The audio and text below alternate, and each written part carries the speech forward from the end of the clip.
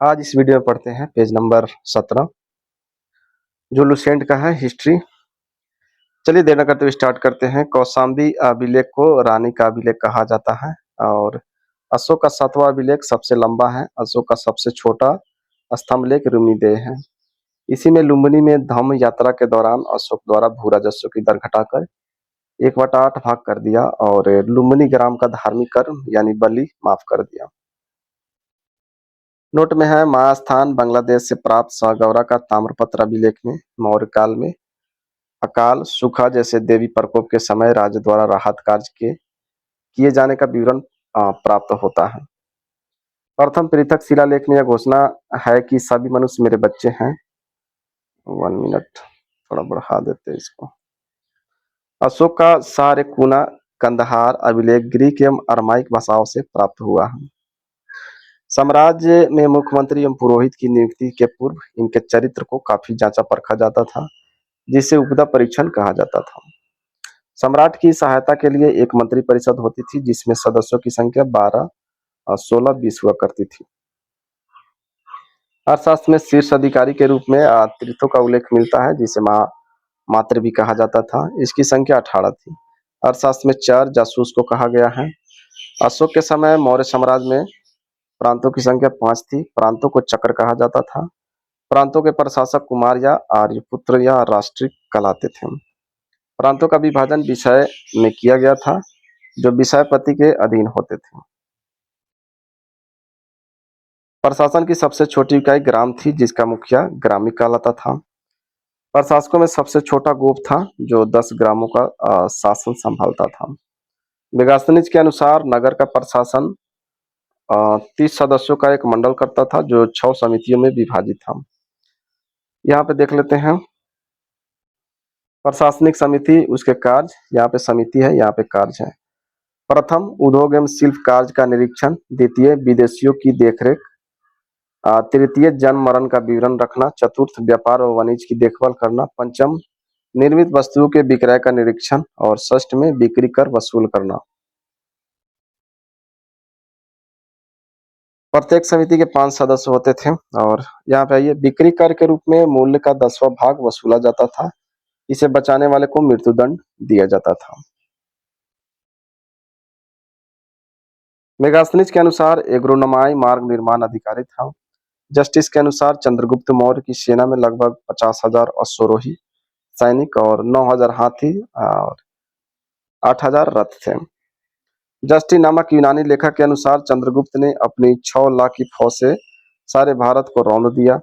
यह बात सही भी हो सकती है और नहीं भी, लेकिन यह सही है कि चंद्रगुप्त ने पश्चिमोत्तर भारत को सेल्यूकस की गुलामी से मुक्त किया। जस्टिस ने चंद्रगुप्त की सेना को लुटेरों की सेना कहा। युद्ध क्षेत्र में सेना का नेतृत्व करने वाले अधिकारी नायक कहलाता था। सैन्य विभाग का सबसे बड़ा अधिकारी सेनापति होता था। प्लिनी नामक यूनानी लेखक के अनुसार चंद्रगुप्त की सेना ने 6 लाख पैदल सिपाही और 30,000 घुड़सवार और 9,000 हाथी थे। अब यहाँ पे देख लेते हैं थोड़ा व्यवस्था क्या है। सैन्य समिति और उसके उनके कार्य। समिति और कार्य। प्रथम जल सेना की व्यवस्था। द्वितीय यातायात एवं रसद की व्यवस्था। तृतीय पैदल सैनिकों की देखरेख। चतुर्थ अश्वरोहियों की सेना की देखरेख और पंचम गज सेना की देखरेख और षष्ठ रथ सेना की देखरेख।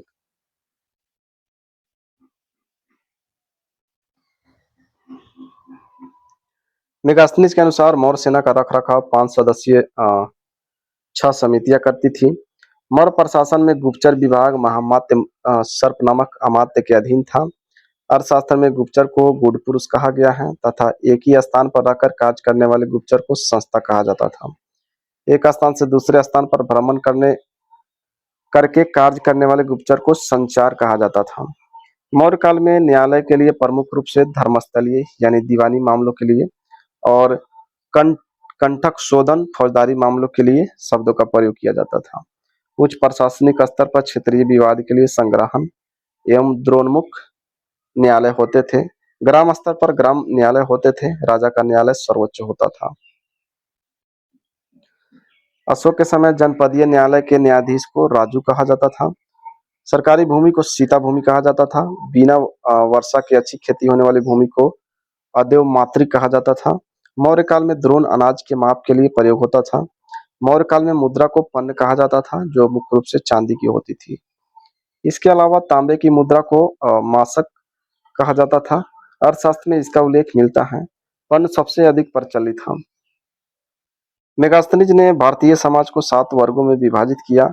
एक था दार्शनिक, 2 किसान, 3 अहीर, 4 कारीगर, 5 सैनिक, 6 निरीक्षक एवं 7 सभासद।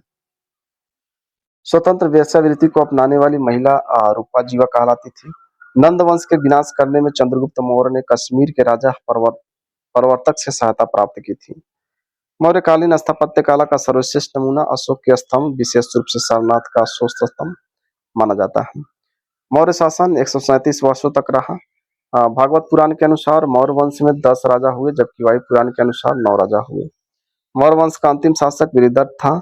इसकी हत्या इसके सेनापति पुष्यमित्र शुंग ने किया था। 185 ईसा पूर्व में कर दी और मगध पर शुंग वंश की नींव डाली।